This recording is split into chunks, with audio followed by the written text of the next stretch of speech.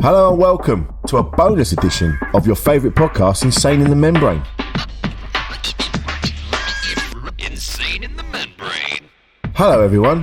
What we're doing here on the podcast is that we are giving you another chance to hear some of the episodes that we did with Insane in the Membrane. And this week we are republishing Esther Manito's episode. Esther Manito is a good friend of mine.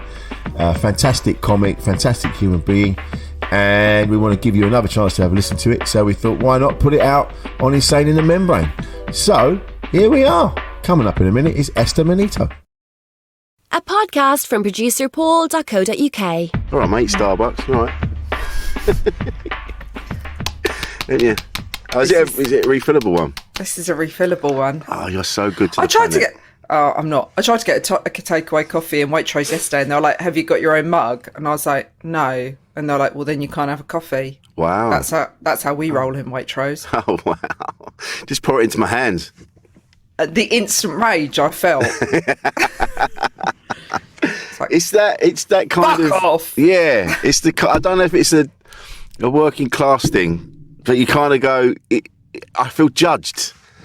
You know, I'm like, I didn't know. Maybe it is that. You know, I didn't know you had that. Maybe it's my imposter syndrome. Yes. And I'm good enough to be here, you fucking Waitrose bitch. I've worked really hard to be able to come in here. And you're fucking about with mugs. I don't know. The rage. No, I felt it was judgy, like I'm just this animal that doesn't care about the planet. Yeah, that's that's what I mean. It's like, I don't have, I'm using paper straws like everybody else. Why am I? Oh, don't get me started on paper straws. What is the point? What is the point? Just don't have a straw. Just don't have a straw. Zip in for just a second. You sound quite off mic at the moment, Esther, and I can see that you've got a really good mic there. Are you talking into the right side of it and everything? Yeah. Man, Can you hear me? Yeah. Is that better? Okay. Yeah, that's it. Great. Thank you very much. Sorry, back to the straws. Thanks, mate. Oh dear, here's mansplaining about microphones. When's International Women's Day? I know. I'm very excited about International Women's Day because it means I get to see other female comedians. Oh, really? Is it still a problem? Yeah, I only ever see women on International Women's Day. Really? Or when it's like a special event. Yeah. If it's like Mother's Day gigs, International Women's Day. I don't know. Is that still? Oh, I thought things were changing. Because I don't know, maybe because I'm a bit of a legend. Because I had loads of women of mine. Well, I did yesterday. I had Hattie Ashdown opened and Sarah Callahan closed. The one we get it. You know what I mean? We get it. Yeah, I'm just better than everyone. Is this the one in the reception? It's not in a reception. It's in the car park. You told me it was in a theatre, and when I turned up, we had to perform in the reception. It was in a theatre. It wasn't. What was funny is that when you went back, because you were there 3 days later, and you went, "This place is different with 300 people in it." It's amazing what happens when you're allowed in the main room and they fill it up. We were performing to 12 people who didn't even know why they were there. Yeah, they were there for some staff meeting. Yeah, we just stood up in the staff room. I just started talking. Hey, I won't have you messing with my gig. That's a lovely gig, that. We did it last night. It was lovely. It was lovely. Did you have that woman in who gave you notes to read out? No, I didn't. No, I didn't. Apparently she's been back before. I didn't have her last night. What I did have, though, we had a lovely guy called Alan. Alan, who's blind, and Alan was chipping in, and I said at the end, well, I said, thanks for coming. Alan's had a blinder, and yeah. Luckily, everyone laughed. Well, you should be cancelled then. Really? Should we crack on with that? What, cancelling me? Yeah, let's get you cancelled. You mean I won't be allowed on Twitter anymore? Oh, no. I know. How are you anyway? Are you all right? What, mentally? Well, no, I know that's a ridiculous question. Having known you for a while. Hey, you'd have loved the gig I did the other day. It was full of empty chairs. It really took me back to us.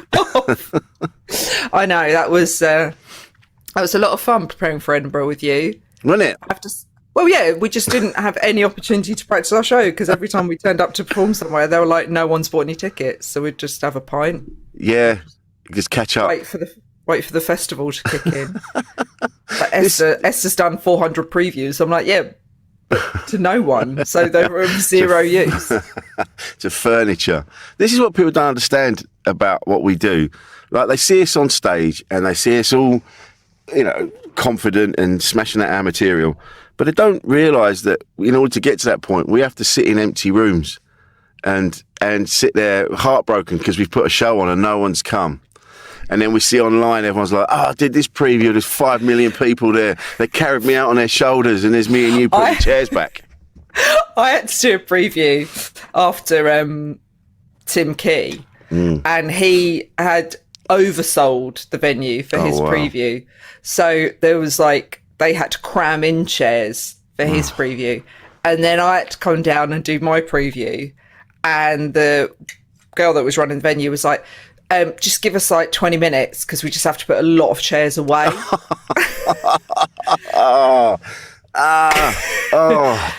And then I could see the chairs going down, and I was like, "Oh, when's it going to stop? When's it going to stop?" I felt like I was watching the money in my account go down. I was just like, "Oh, is she going to stop 40? No. Oh, it's still going." Just like, God, this is a lot of work. I've never had to reduce the size of an audience so dramatically with such little turnaround. Thanks a lot. Yeah, thanks for that. Can you? I had about 20. I had about 24, which is a massive leap from when we were doing previews for our debuts, and it was one. Yeah. I didn't know why they were there. Wrong room. I thought this was the toilets. Too polite to leave. Yeah, and just sat there watching us sit there moaning. But that's it. It does muck with your head. And I had that big projector. Oh, you had? Oh God, yeah. Yeah, it slides. That's what's so depressing about when you have props or anything for your show. You schlep it out somewhere, and then you have to schlep it home again. To your children's little faces going, "Was it a good show, Mum?" And you're like, "Oh God, what have I done?" Yeah, this projector didn't get warmed up; still cold. I remember doing. I've said this before, I think, but I remember doing Edinburgh when I did. It was the last show, and I had this big. So at the end of it was a big light show, and it was kind of like this heavenly light, and I was getting taken up. I think you saw it. But the first couple of days, there's no one in your show because the festival's just starting. So there's 2 people from Lincoln. Hello, Lucy. And they're just bathed in this light. It was your tech guy who said it was just the most depressing image he's ever seen. Yeah. Just from the back. Just 2 people lit. It was just 2 people lit. Not sure why what they've just sat through. And you going, just live your life, guys. Yeah, you got to expecting to be carried out. You just gotta just be yourselves. Just live your truth. That's it. Oh God, it was so bleak. That's when everyone was. That's when you put out the legendary. Oh yeah. There's two Facebook posts which will always go down in history. One I won't mention, and the other one is yours. Of you going. Can everyone just fucking chill out? Because everyone was like, I've got no audience. Why am I doing this? And you're like, I've just literally poured my heart out to 2 people. And you always know when you have a show, but they're always quite sweet when only about 6 people show up. And then you see them in the street and you're like, "You're right, Dave." Oh, yeah. And whoever you're walking with is like, "How do you know that person?" "They're in my audience." I know every single person that was in my audience because there's only 6 of us and we all got to know each other very well. We went for a pint afterwards. All right, Dave, how's your mum? All right? Oh, yeah. Good. How's the kids? All right, Joe. Yeah. How's the anal fissures? Still playing up? Oh, no. I had it. Well, I remember being in Edinburgh 2014 and there was 4 people there, 4 blokes. And I still did the show. And then halfway through, the bloke went, "We should have just had a pint, mate." And I just it's nothing worse. But that I once got I got reviewed by a child, essentially. It was a very, very young man. And he was like, I'm gonna say something catty. So in the review, bearing in mind, there was, I kid you not, 5 people in the audience, of which him and his mate were 2. So 3 audience members all spread out. And I didn't know I had a reviewer in, so I kept laying into him because I was like, firstly, you're 12, and secondly, why are you dressed like a nautical sailor or something? But he then went and wrote in his review, he was like, well, and her show's supposed to be 60 minutes. Sadly, she only did 50. And I'm like, What? yes, because I know what everyone wanted. And all of us, including you, son, wanted it to end. And that extra 10 minutes was all the laughter that didn't happen. I know. I was like, no one wanted this to carry on. Imagine if you'd just gone, just another 10, guys. Like the last leg of a marathon. Oh, God. We're Yeah, nearly there. We're nearly at that water pit. We'll nearly all be getting our bananas for getting through this. My God. Yeah, imagine that. They just put a silver cloak around you. I know. I once had a very elderly performer who was doing a show upstairs who came into my show just to find somewhere to sleep. She was playing Miss Marple upstairs. She just came down. It was like, I needed a kip. And your room's always quiet. I could just curl up at the back. I was like, fuck me. See, and this is why everyone I've paid for this. Yeah. Just started charging her the rent. This is what people don't realise. Like I said, we are privileged to do what we do. I don't take it for granted, but at the same time, there is a lot of work that goes into it, and there is a lot of disappointment and a lot of. It's just a lot of very humbling moments. Yeah, it's like last night. I don't know though. Do you know? Rich, do you ever walk away going, I know there are people in our industry that walk away going, I'm really fucking amazing. I'm amazing. But I leave most things, even if I've had a blinder and you know me, I'll walk away going, I should be melted down and made into glue. But I do really, honestly, what is our job? I like nuts. being on the stage. When I'm actually on the stage, I like it, but I never walk away thinking I'm anything special. I if I've had a good gig, I'll go, I really enjoyed that. I don't walk away going, I'm a legend. Like, I'm absolutely. They're going to be building a statue in the park of me after that one. They'll build a statue of me. She created the most quietest atmospheres for all people who needed rest in Edinburgh. All of her. Everyone who came to the show was well rested. Everyone who came to the show got a good 50 minutes of rest, and she didn't keep people longer than necessary.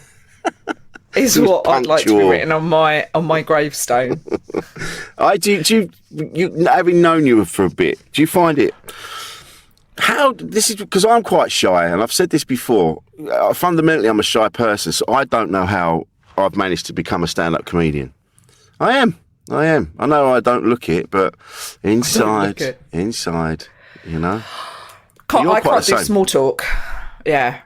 Really? I hate meeting new people. Yeah, I panic. I don't want to meet new people. I used to be like that, yeah. And I hate people. I like, people would think that you really want to talk about your job. Well, when anyone starts talking to me about my job, I straight away change the subject. I would rather talk about anything. Yeah. I'm so embarrassed. So like when I did Live at the Apollo, and obviously like it was lovely because loads of parents at the school on the school drop off would be like, oh, I saw it, and wanting to say really supportive things, and I'd just go, oh, thank you. Anyway, how's your job? How's your life? Like, I don't want to dwell on it. I get really embarrassed. I'm the same actually. Yeah, when people ask me, I'm like, yeah, it's fine. They are, who have you met? And you kind of tell people, but I don't dwell on it long. I'm the same. I'm more like, boast. Yeah, I know. I like can't. I feel like such a knob. My God, we're such amazing people. We're both hairy. We're both. I can't boast though, and I'm really amazed because when you're with a comic who's really quite good at boasting, I'm always like, but how do you not feel this? Because we're all feeling this. How do you not feel it? But they don't. No, there's some people that they're good at selling themselves. Yeah, and there's some people that are just bulletproof. They don't give it any thought. They don't think about anything. They're just like, no, I'm great. And you're like, but do you not wake up in the morning with all the voices and or go to bed at night with all the voices going? Do you remember that thing in 1994 that you said? No one else remembers. Yeah, but you. I have to go to. Yeah, my husband has to like slam 2 dustbin lids together throughout the night just so I can drown the noise and the voices out. just all night, like a one-man band, just so you can get. Yeah, like them monkeys. Just so I can drown out the voices going, "You're a massive turd." Do you know what though? There is an element of there must be something in you. Like me, like a lot of comics, that we still have that, we are quite shy, but there is something in us that pushes us on to do what we do. Yeah, I want to be loved by somebody. Do you know that's what it is? Affirmation from strangers. I just want someone to go, "You're all right." Like, oh, thank God. That's totally what it is. That was what humour was for me. Right. I got massively bullied during school. I was a complete outcast. If I didn't have humour, I was literally like, what else was there? I was hairy. No one fancied me. I wasn't bright. Yeah, I wasn't academically bright. So I had nothing really going for me. So it's like, look, I either make people laugh or I am fucked. Yeah. So you did. So that's what you did. The classic, relying on the humour, make them laugh, so they love you. When I left school, I got the Clown of the School award. everyone got awards, and it was like, I don't know if they did them in 1704 when you were at school, but there was only 4 of us at school. The rest of them had the plague. Everyone used to have to ride your penny farthing in. Yeah, we had to do slate and wax to right. Slate and wax. What a there was a combination. Well, there was one time it was slate, wasn't it? They were chipping away at slate or scratching on slate, and then there was. I seem to remember they used to use wax as well. Weirdly. I didn't. That's not in my time. I'm talking about that's what I learned at school. At your school, you're all chipping in to help write the Rosetta Stone. Just like Wilson. Yeah, you're up next, Wilson. No, that I can't remember what I was saying. I can't remember. But that's it. I mean, at school. Did you have? Yeah. We had those awards where it was like best looking. Did you not have those? They still have them now. So it's like best looking, most likely. God. Yeah. That sounds brutal. It is brutal, but I was quite pleased that the award I got. So we had like most likely to end up in jail, most likely Mr. Essex, Mrs. Essex. We had all these, and my one was Clown of the School. Oh, I didn't have any of that. We didn't have. I used to dread Sports Day. I just knew I'd be shit at that. I hated Sports Day so much. But we didn't have awards for things not that I'm aware of. I don't think so. After Rich is like, hang on. Yeah. Oh, good. We're getting awards. Where was my award? More award ceremonies I've not been invited to. That sounded really vicious. I've never been given an award for any. Oh no, I did. I got Leicester Comedy Award, but I've never been given any other awards. I was a prefect up until the 3rd year in my secondary school, and then I just kind of didn't. So up until then, I was a good lad. Yeah. And then it all went to shit, unfortunately. But we didn't have anything like that. We didn't. My school, they were just happy that you were there, and they didn't care if you weren't. You just kind of. I just stopped going in the end. Right. So no one cared. There was no like, come back. We got the awards to give out. No, we had awards, but I think it was a relatively new thing. Yeah. And then when I became a teacher, the school also had awards. So I think it's quite a new thing. Yeah. I think it's quite an American thing, isn't it? Sounds like it. You get an award. Like we didn't used to have proms, and now they have proms. Yeah, we just had disco, school disco, but now it's all proms. Oh, it's people turn up in limos and all that shit. Yeah, we never had that. Oh, what? No, school disco we had. We had school disco. You get a weird snog of someone, and then you Oh, God, I had the weirdest snog of my life at my school disco. Neither of us wanted it. Oh, really? No. He didn't fancy me, I didn't fancy him. No. But there was no other options. I think I got a sympathy snog. Yeah, Thinking back, it was a girl called Lisa King. I'd never even heard of her before, never seen of her. But then it turned out she was in the girls' school. She was like one of the top girls. Top girls. And I'm thinking back now. I'm like, do you know what? I think the top girls. Yeah. Yeah, like there was her sister Sharon, cousin Sharon. There was a load of them, and I think they must have been. They were probably doing that thing where they go right, snog the weirdest bloke or the weirdest kid, or like a dare. because I was sort of sat on my own towards the end, and then she just came up and just started snogging me. Yeah, and now I'm like, maybe she's out there somewhere. Lisa King, get in touch. Tell us what you look like now. She ended up marrying one of the top boys from the school. I can't remember his name. Boy. Danny. Danny was like 8 feet tall even then in like the 5th form. He was massive, big rugby player. Oh really? Yeah. He was I always find it weird when I go back to my hometown and people that have married people from school, because I feel like it must be because you change so much. Yeah. It must be weird to grow up with someone. Yeah. Do you know what I mean? There's a few people that I know and they haven't lasted. They've been together ever since school till, about 20 odd years. And now that, some of them are just... when you hit middle age, you really change. You must, I don't know how you do it. I mean, is it love or is it just because you're just comfortable? I don't know. Get in touch if you're listening to this, because I'd love to hear.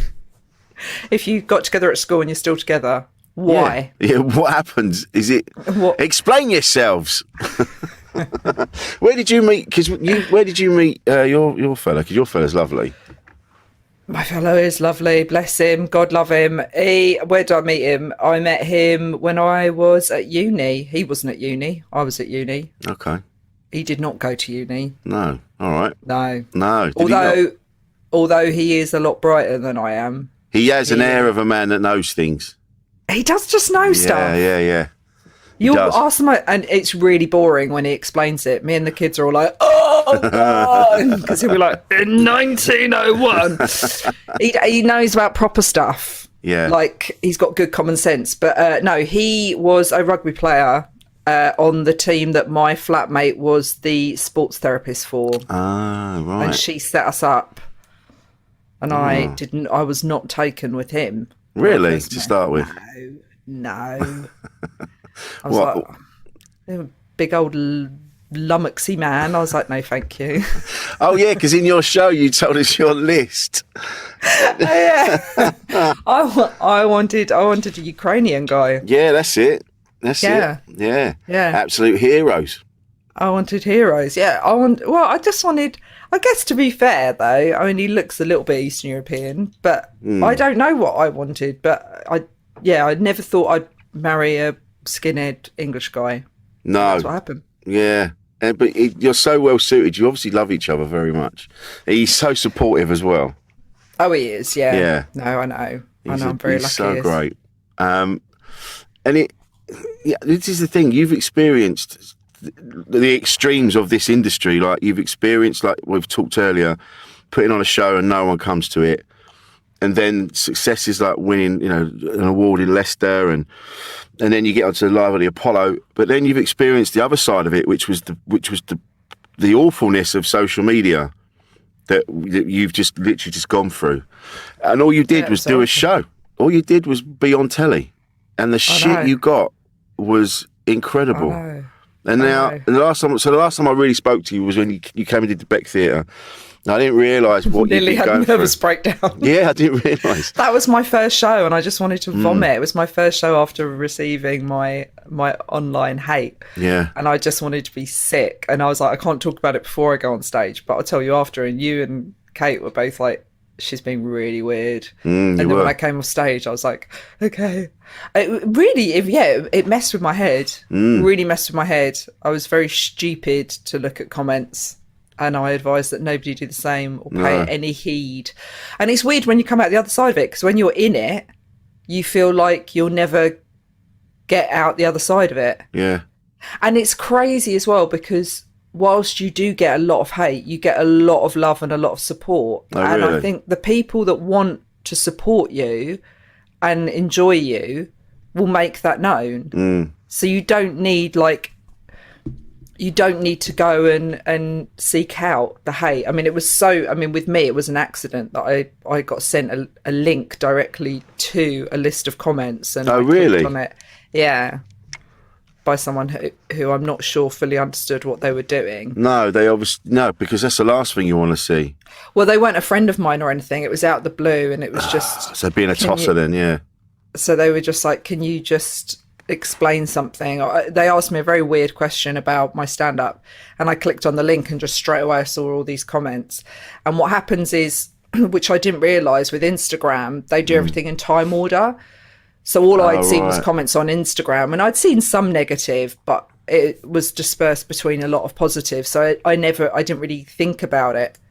But with things like Facebook, they'll keep all the negative and then swallow up all the positive. So you don't really see the positive, because what Facebook does is, if they can keep the ones that are getting people to riled up and quite aggy, they'll keep those at the top as the most relevant. Oh, really? So anything where it's, so anything on Facebook where it's like, oh, I enjoyed that, or I like her, that just gets swallowed up. So if you scroll down to the bottom of the comments, you'll see, oh, you want to load more comments, you can see them, but they're like, oh, we've sorted them into the most relevant. So anything where it says she's a stupid bitch, and then someone clicks like or says, yeah, she is, then that gets pushed to the top.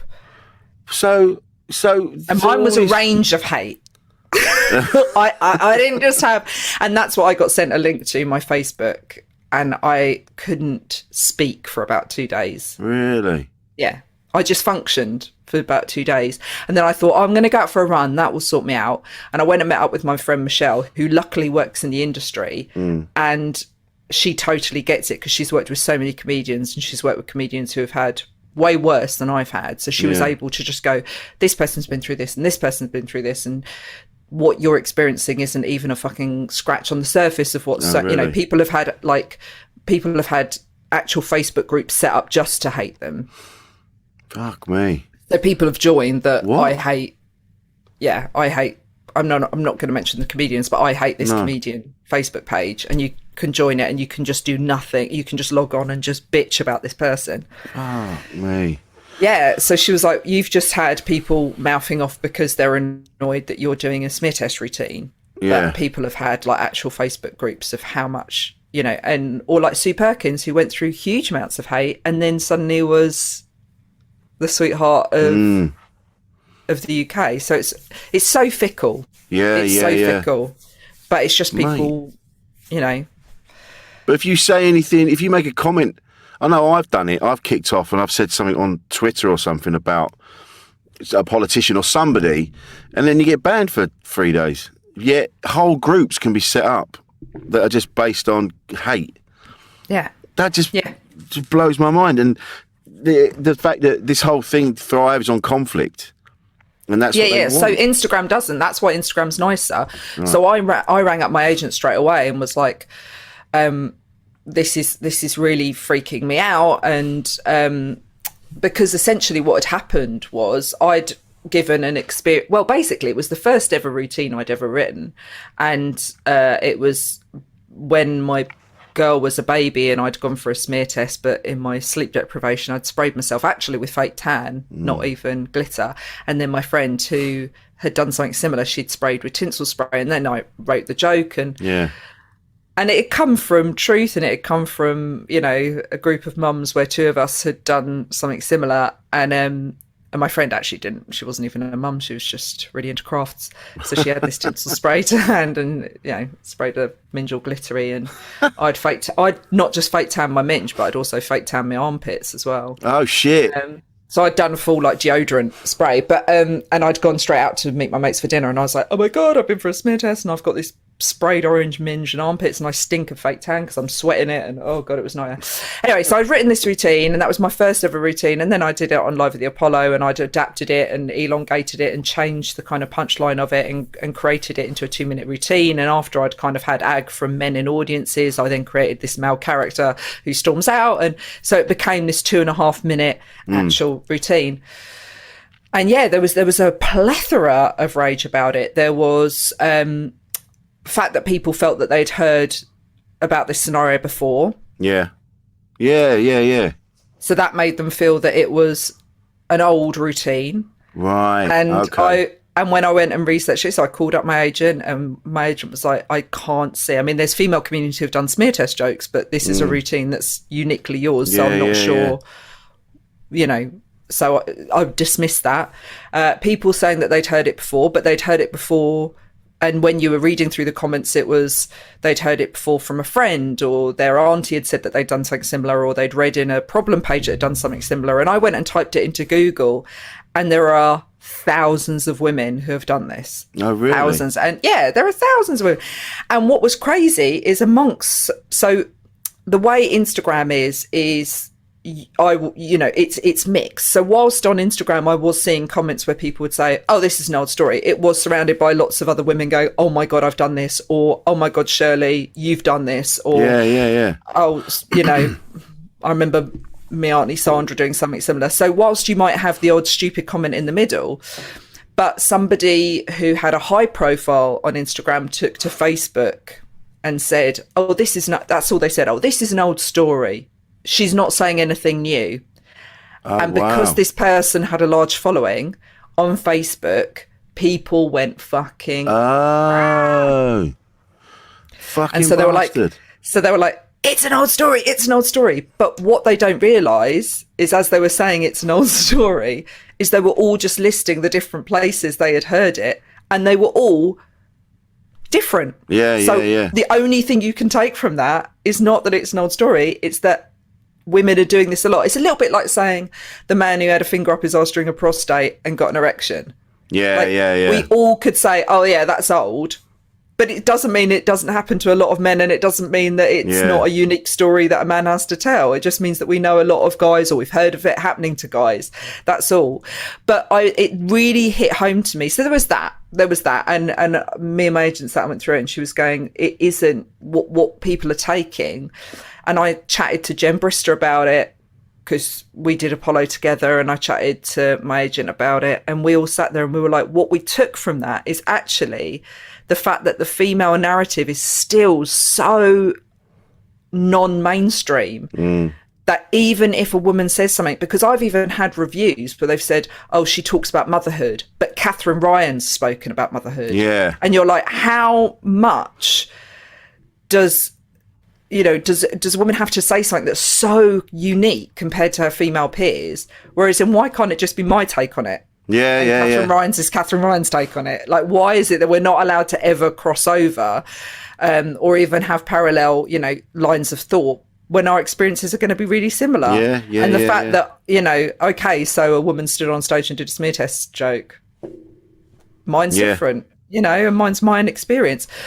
The other load of hate was women who were very angry at a woman being on stage, and men who are very angry at a woman being on stage. Really? Still? And doing a smear test routine, yeah. Really? Even in this day and age, you think there's still that issue?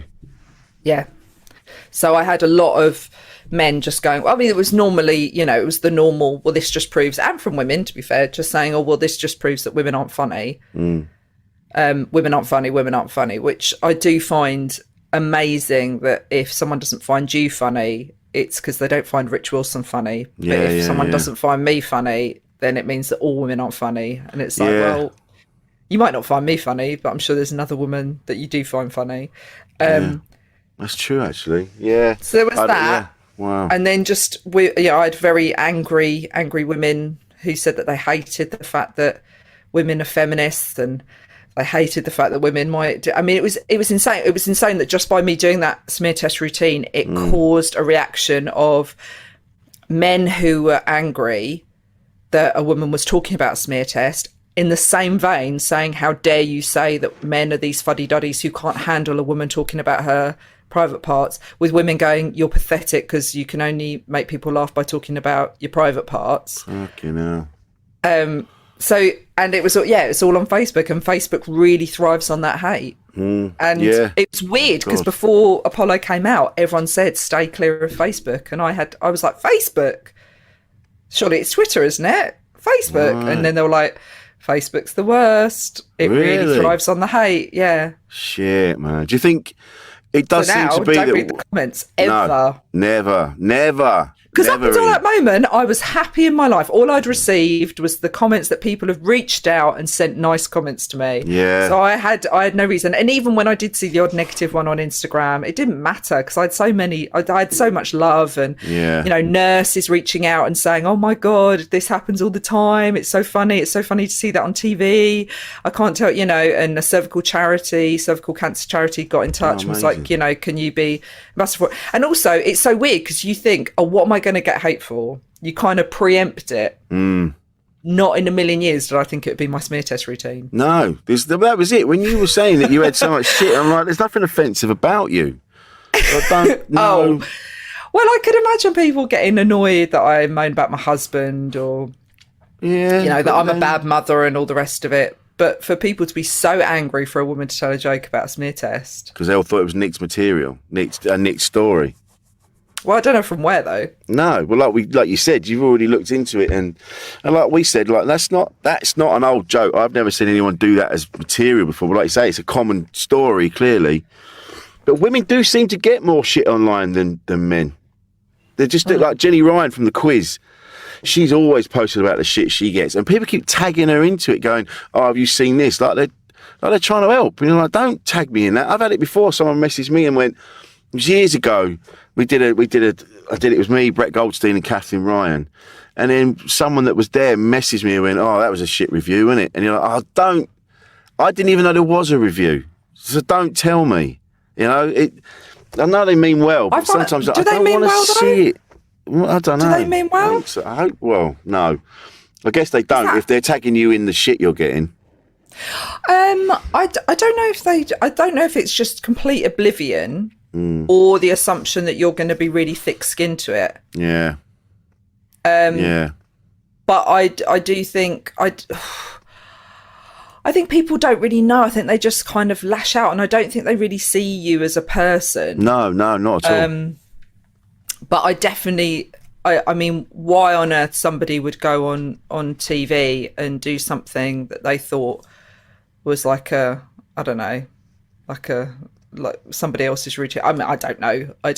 But all I know is that it was my experience. And I mean, it's a 2.5 minute, whole routine, and it's my experience, and you can tell it's my experience. So I think that and every woman that's written to me, or every single, little thing that I've read about it, it's all different in different variations and God knows what. So, but it wasn't, I don't think it was just to do with that. It was mixed with such hate. It was a lot of hate around, well, this is a story that loads of people know, but also I don't want to hear a woman talk about a smear test. It's disgusting. Yeah. But men can just chat about prostate exams.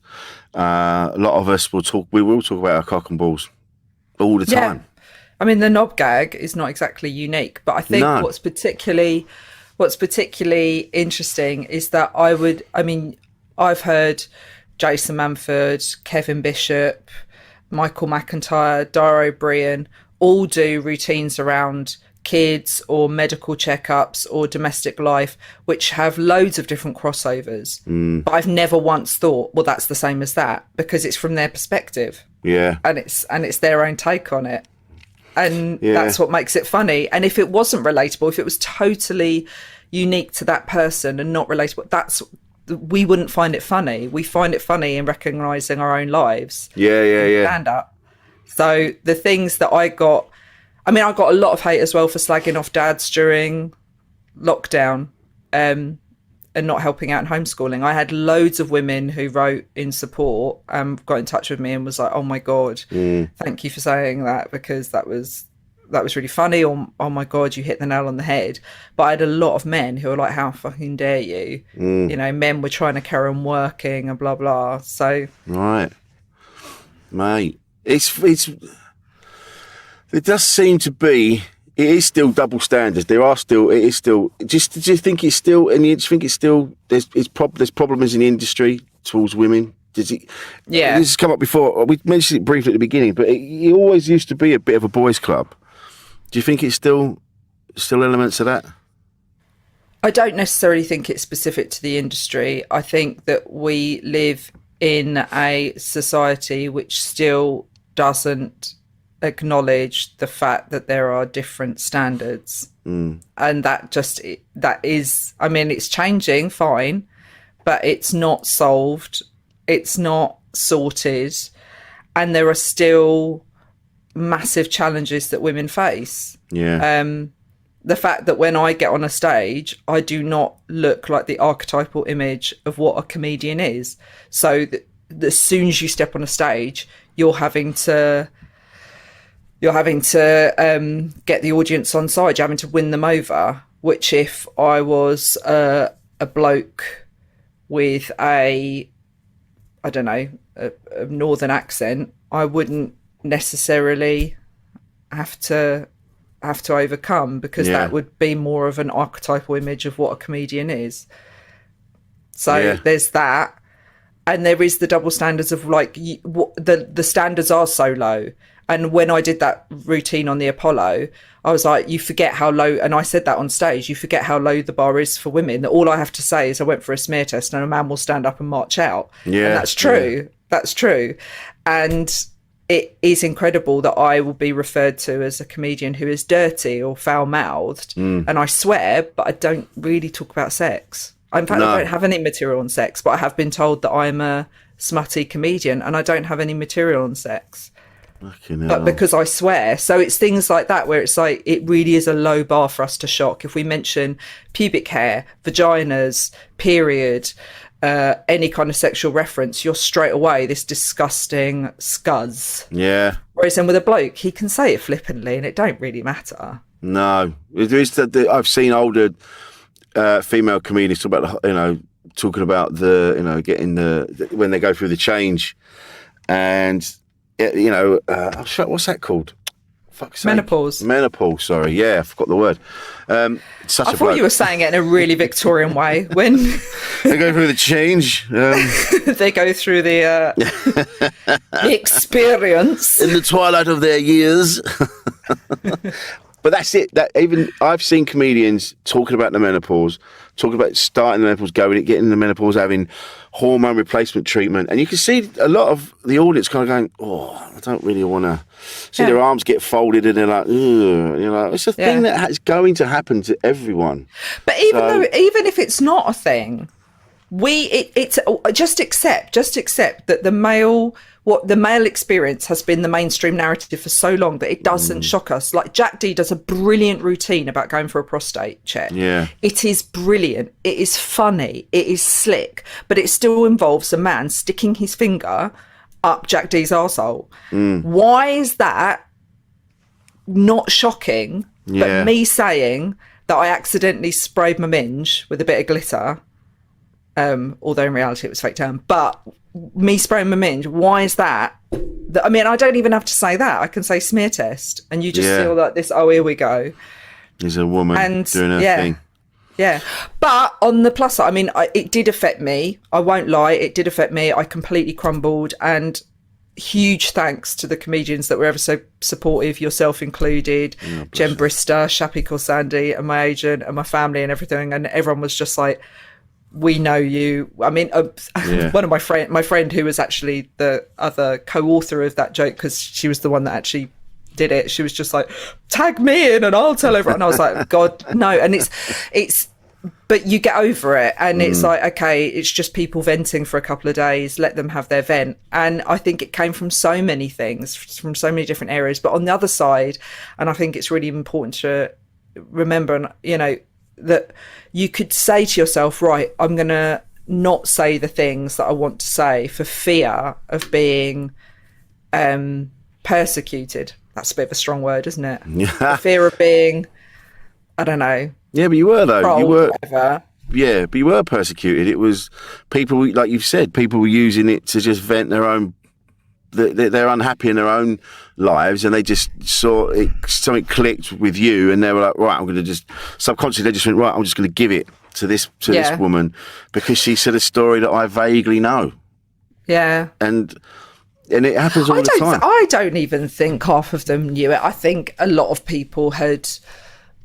I think it was because somebody with a lot of following and a lot of backing had said, I don't know. I mean, I don't know the ins and outs, but I feel like it was once somebody jumps on a bandwagon, it's really easy to follow. Yeah. I mean, whilst a lot of women contacted me about doing, a similar thing, and whilst I know of women who have done similar things, I don't think it's that bizarre of a story to write a joke about, and I don't feel like it's something that, I've done that joke for years and years and years. And I've had many a woman come up to me after a gig and go, I've done something similar, but I've never, ever, ever, ever had someone come up and gone, oh, it's an old Christmas cracker routine. Like, what are you doing? And it isn't. People know of people that have done it, but it's not a routine. You can't sit there and go, Victoria Wood did that, or so-and-so did that. So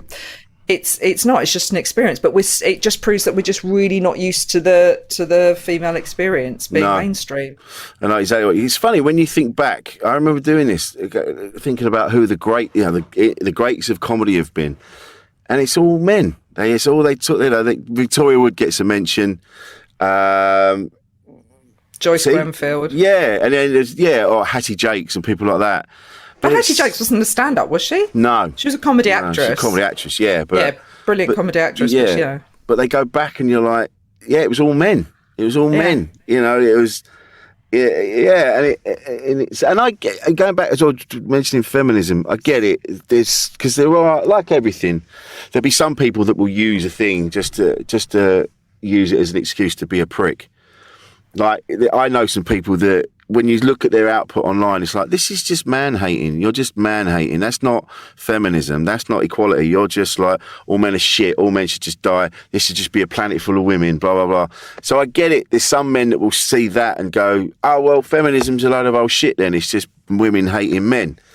Yeah. But that's not the case, obviously. That's not the case at all. It's not the case because obviously I've got too many men in my life that I love, but also that's not it's allow a woman to mock and be able to laugh at the clear differences allowed between men and women. Yeah. Because at the end of the day, if you turn up at my house and my kids are badly dressed and my house is a shithole and there is no food in the cupboards, people are not looking at my husband going, he's really let the side down. No, they're looking at me. True. And if that pressure is going to be put on me, then let me make a joke about it. Yeah. Just let me joke about it. And the routine which you saw when I put into my show is that the whole thing of trying to douse your minge up for a smear test is because women are so terrified of looking like they've got human bodies. Blokes are not doing it before a prostate. No bloke is spraying his arsehole with glitter before he goes for his prostate because he's terrified that, I won't look sexy to the doctor.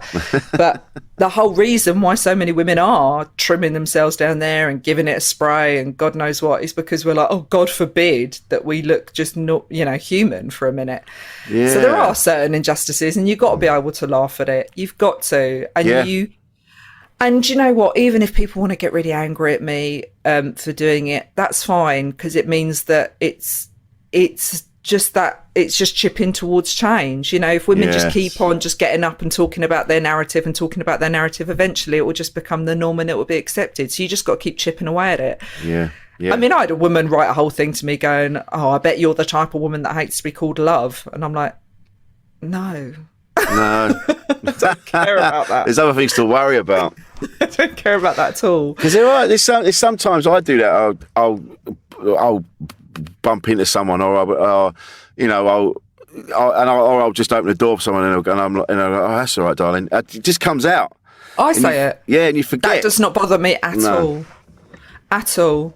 I call men. I even thought it the other day because I was outside the school and I'm talking to one of the dads and I was just like, all right, cheers, babe. And off I walked. And I did think for a second, I was like, I hope that doesn't come across as like flirty or whatever. But I mean, it's just your vernacular. That does not bother me at all. I think people know the difference between being genuine and being kind. And I think most people, I'm going to see the best in people, but I reckon 98% of those people who wrote hate online would not sit in a conversation over a cup of tea and say that to my face. No. I genuinely think that 98% of those people do not genuinely feel that way deep down, but there is an anger and a frustration and a bitterness that for some reason online is easy. It's just easy.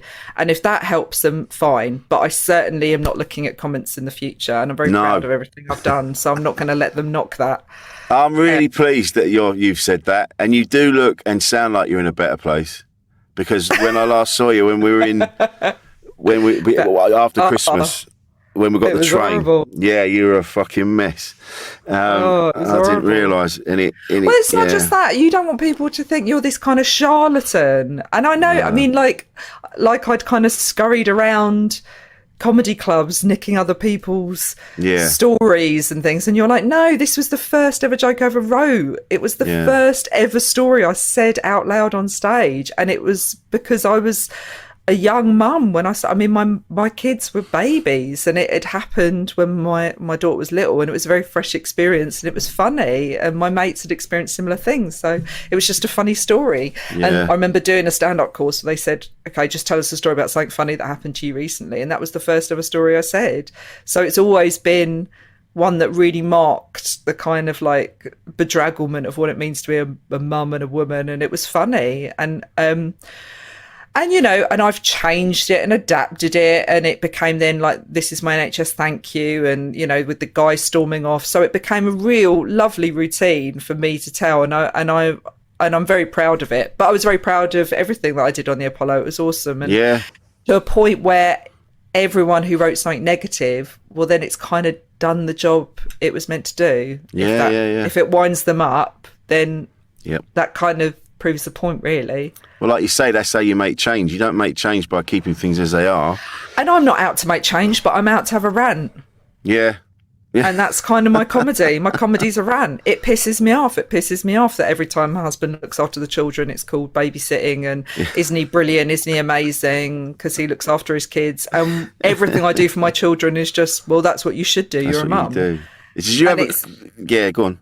And, you know, it's that annoys me. It annoys me even when I'm working. It annoys me even when I'm working with you, Rich, and you walk out on stage and straight away you see the audience go, yeah, that's what a comedian looks like. Yeah. And and then I walk out and it's like, all right, we'll see what she's got. And you're like, oh, fuck it. And it's from the women as well. Yeah. That's because I'm Rich fucking Wilson. That's why they do that. The amount of women, though, that walk up to you after a gig and go, I don't normally find women funny. Oh, I mean, what hope have we got? What hope have we got? What? I mean, I know. So we are moving on. We are making changes. I mean, not this conversation. I mean, in life. In life, it's like we are making these changes. So there is still a generation of people that still exist that still had those old values, those old ways where the woman was at home, the man went out to work. So there's still a few people that are still doing that. Although that wasn't the case with my mum. My mum went out to work when we were very young. So it's changing. It is changing, but we're getting but perception of comedy, and comedy is really specific. When we think of comedy, we think of a man, and when we think of somebody who's mocking domestic life, we think of the woman being this kind of long-suffering. You know, you think of Mickey Flanagan's wife, you think of Jason Manford's wife, you think of these women who are being talked about on stage, Michael McIntyre, who will happily sit in the audience and chuckle along at their funny husband who's not very organised, not very on top of it, a little bit scatty, doesn't really get, you know, how to organise piss up in a brewery. Oh my God, aren't these boys funny? But when we reverse it and a woman stands up on stage and goes, it does my fucking head in that he doesn't wipe the surfaces. It's nagging, it's moaning. It's seen as nagging, yeah. Like you said, and when you're like, all the crumbs everywhere, and your husband's like, what crumbs? What are you on about? I can't see him. Can't see the crumbs. But also, you've got to remember with that particular Apollo as well, it's the first time ever that they've had two women back to back who are both talking motherhood. And oh, really? Jen. Yeah. Oh, I hadn't noticed that. So it was the first time they had Jen followed by me, and we're both two very angry, like our persona on stage is very angry and just ranting about kids, and then I ranted about kids and my husband. So it was like, it was a lot. It was a lot, but the perfect amount, I reckon. But it's true though. It's those are your experiences, and that's what you're talking about. And you're both mothers, so you're going to talk about that. Can't really dismiss it. Yeah, but like you say, there is still that double standard of, I think I've heard you say before, when a man turns up somewhere, no one goes, "Oh, where are the kids?" It's just assumed that they're obviously with their mum. So, Well, we were debuting at the same time, and I think we got reviewed by the same reviewer, and yet I was referred to as the middle-aged comic, whereas you were not referred to as middle-aged comic because your age doesn't matter. Because no, that's true. Yeah. You're funny and a guy, whereas look at this woman who isn't, 12 and has had kids and is married. What is she doing out of her house? It's these things that I don't think people are even aware of. They're not aware of it. People say it, and I don't feel that they're aware of it. They're not. When people say, "Sorry, but I just don't find women that funny," it's like, fine, but think about how you've been conditioned to find certain things funny and certain things repulsive. Yeah. And that's what conditioning is. And I understand it. I don't blame anyone. I have no anger towards any of the people that said any of those things because they've been conditioned that way. Yeah. And some of them may genuinely just not find me funny. And that is absolutely fine. That's fine. But But I did not stand on stage and say anything that was hurtful or cruel. And if I did, I would take that anger. But you can't just vent at me because you've been conditioned that it's okay. No.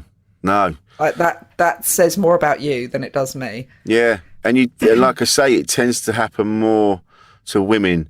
I've had a couple of comments, and then I'll just shoot back and make some comment about them. Or what I say is I that would never get involved. Well, I just say I'm not getting involved with someone that hasn't even got their own face as their avatar. So this is the only time I'm gonna talk to you. Yeah. Until you have the balls to have your own face.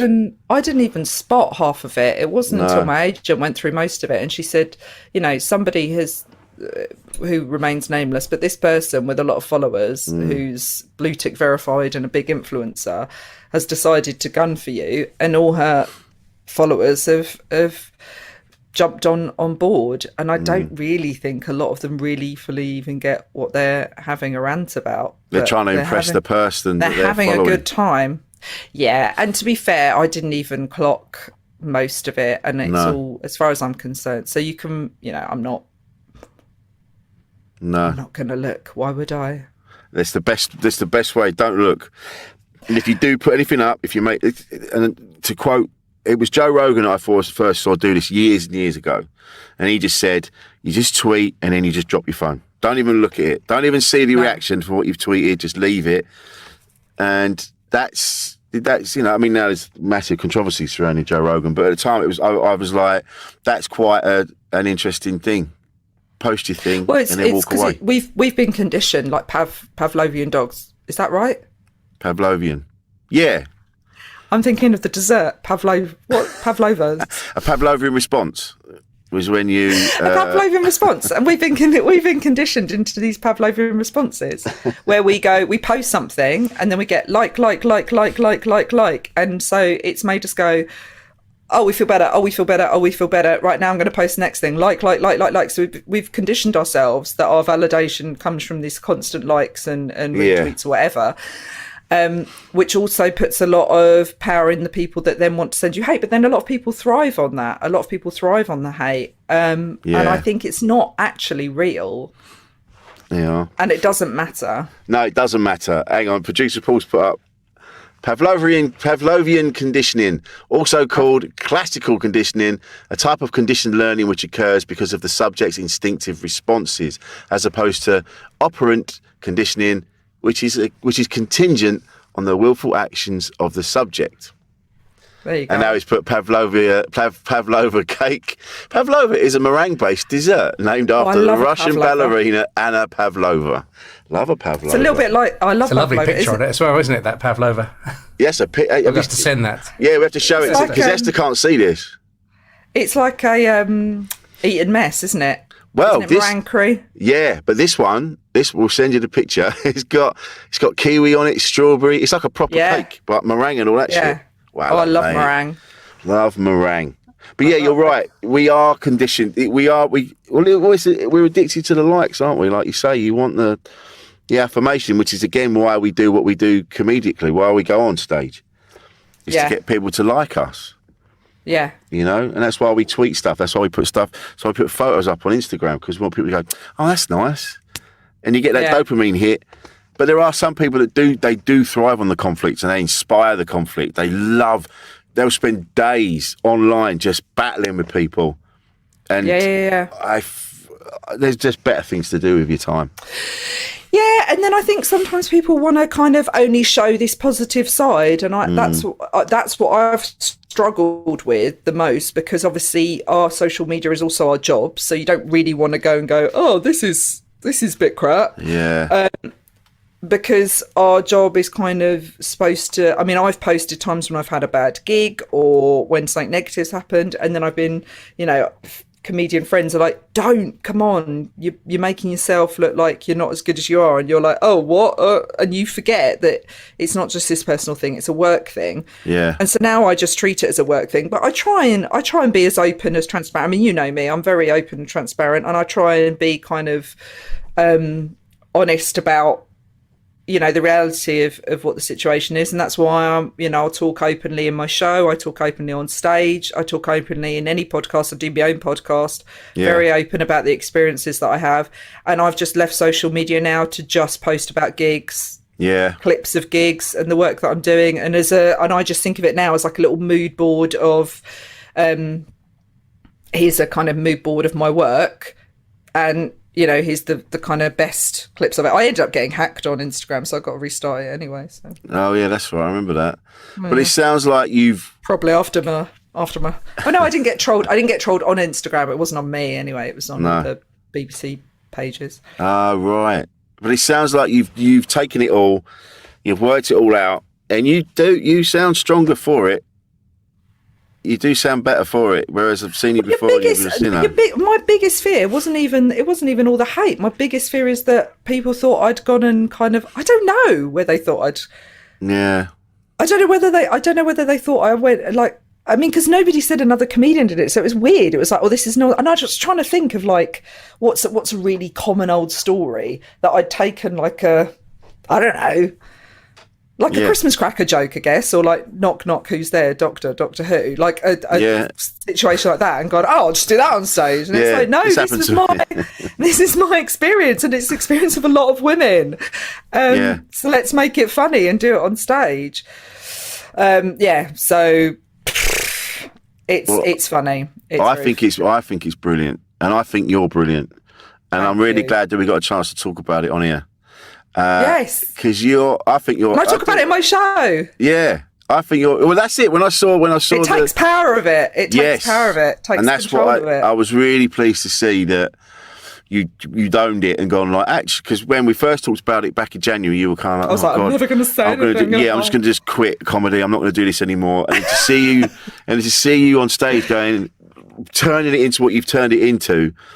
And kind of going, oh, fuck you. I'm actually, I didn't nick it. It's not from anywhere. It's an actual thing that happened to me. You're the pricks for being so fucking horrible. Maybe sort your lives out you don't need to be so fucking horrible to people, for no reason. Yeah. That was what I took from that. I wouldn't even know where you'd nick it from, because it's just it's just. Yeah. Well, apart from me and my mate, I hadn't actually, and women coming up to me after gigs, but before comedy, I'd never knew anyone else had done it. No, I'd never heard of it before until I heard you doing it. So, I don't know, but even if I had, even if someone had come up to me and gone, oh, I did this funny thing, you were like, oh, cool, I talk about that on stage. It's like, well, that's kind of how comedy develops. People take real experiences and things that they talk about with people and they turn them into funny stories. So it's not really everything we do is taken from somewhere. Either it's happened to us, or it's happened to a mate, or we're always picking stuff from everywhere. What we don't do is go, oh, that's a good joke, I'm going to take that for myself and do it as mine. Unless you're an old school prick. Well, that's the thing. Unless you go and sit and write down someone else's routine and go, I'm going to do that word for word. Yeah. And no one will ever know. I mean, you'd have to be pretty fucking ballsy to go, right, Yeah. I'm gonna go and take a legendary old routine from, I don't know, Victoria Wood. I'm gonna do it on Live at the Apollo where no one will ever see it. It's mental. Imagine the balls on that to do that. But that's the thing, is that nobody even said that. No. Nobody even said that. It was literally just people going. Honestly, I when I talk about it in my show, that is word for word truth. With people going, my auntie said she did this. Actually, my auntie said that she wiped some glittery stuff on her minge once. So who's telling the truth, you or her? And I was like, I don't know your auntie. No. I mean, the likelihood is that we've both done something similar. Yeah. Or the person who was like, I read about it in Cosmo magazine. That was another one. Oh, yeah. Yeah, well, or clearly, like saying, yeah, go on.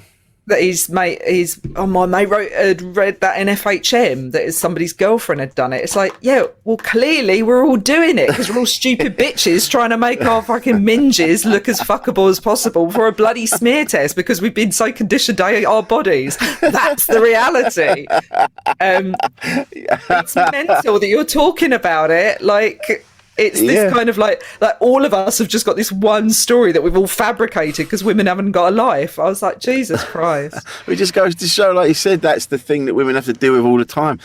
I know men that will barely wash themselves when they're going to have sex with a partner or when they're going to go to the doctor. You're like, have a wash. What's wrong with you? Oh, I know. Many a woman has told me that she's had to tell a man to go and wash before sex. Which is insane. You go, I'm not being funny, mate, but you must smell it. So what do you think is going to happen? I know this is taking a turn, but I am so. If I smell BO on public transport, I immediately assume it's me. If there's a weird smell, I just assume it's me because I'm a bit paranoid. But whenever I've been lucky enough to lay down with a lady, and I always make sure I'm clean. What's wrong with you? I've even made it clean just in case. I don't know. but that's the amazing thing about it. That's the amazing thing about it is that with so many. I mean, like I say, even in childbirth, I'm like, oh God, I'm going into labour. Better give everything a quick trim down there. God forbid. What? Yeah. This is do you know what? I did that in my show. I remember the mother of my children when she was giving birth to my eldest, and we were all there, all stood around. And it's all happening, and she's going, she went, I'm so embarrassed. Like, but this is the most natural thing that anyone could be doing. I know. The last thing anyone's going, like, fucking state of that. Jesus Christ. I know, but that's how we've been conditioned, that if we're not looking as attractive as possible at all times, which is why it's a common story. Yeah. Honestly, Rich, I cannot... When I sat down and went back through it with Holly, my long-suffering, lovely agent, but when we sat and went back through it, she was just like, but this is just loads of people saying about all the different times somebody's done it that they know. And she was like, unless somebody says another comedian's written this exact same routine, what are they expecting a response to? Stop reading it, ignore them, they're mad, and let's use it for material for your show, which I've done. Exactly. Well done. And I'm glad to see it. I'm glad we did this. Thanks, Esther, for coming on. No. Where can we find you? Can we find you online? I hope it makes... Sorry, go on. If you'd like to send me some really violent hate about how I do a routine about my husband doesn't wipe the surfaces. Now, I've got a feeling there may be other women out there that have had similar gripes.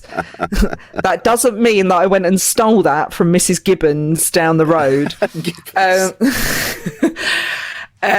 You can find me on Instagram or Twitter or Facebook. But I really hope that any female, starting out comics who are listening to this and I think who will have had negative comments about how it's been done before or oh, it's not nice when a woman talks about that, or when they get shit from men in the audience, just keep on. Yeah, that's all you got to do. Just keep on. You'll find your audience. You're going to find the people who get you, and we've got to make our lives mainstream. We've got to make them mainstream because at the moment they're still not considered part of the mainstream narrative and therefore weird and abhorrent. And that's where it's becoming a problem. Brilliant. And it's funny you mention that. I remember Ricky Grover saying to me, he goes, look, there's only so many things you can all talk about. He goes, so it's just your version. People want to hear your version, So don't worry about it. You're gonna talk about things that other people have talked about. So like you've just said, don't worry about it. But you're right. There needs to be more Well, it needs to be more women brought to the forefront of comedy to, like you say, to change the narrative and make it not such a sausage fest. And with that in mind, lads, have a wash. Oh my God, wash. Just but use then a wet also wipe or women something. stop freaking out before. I will never ever spray anything there now. It's like, look, that's Yeah. just what it is. I keep Just myself go. clean. Yeah. Just go. And I've stopped with all the nonsense. Yeah. My husband's delighted. It's more important that you get your smear test than what it looks like. That's something else that I do realise, that there's a lot of talk of that women aren't getting their smear tests, and they should. I know it's intrusive and yeah. it's not very nice. No, it's But the not, alternative is even it's worse. really important. And that's why I was really pleased that got a positive response in the amount of women who literally watched it and just went, oh, I need to book my smear. And I was like, fine. That's great. I mean, that wasn't what I set out to do, but that's obviously got to be a positive side to it. But yeah, please do go and catch up with my Apollo. I do a lot of ranting. I mean, the smear is just one bit of it, but there's a lot of ranting. So go and catch up with that and then give me a follow if you like it. Bloody right, mate. And you've got a podcast as well? Ghastly Women. Slag off women. Excellent. Esther, Talk you've about been the great. horrible things that women do. Women are lovely, though. They're all queens and princesses. They don't do anything wrong. You've been we great. Talk about, There you go. about some depraved women. Oh, really? Yeah. Okay. Well, what's it called? Ghastly Women. Ghastly Women. Yeah. I'll check it out. Esther, thanks for coming on. This has been Oh, lovely. thanks for having me. It's been great.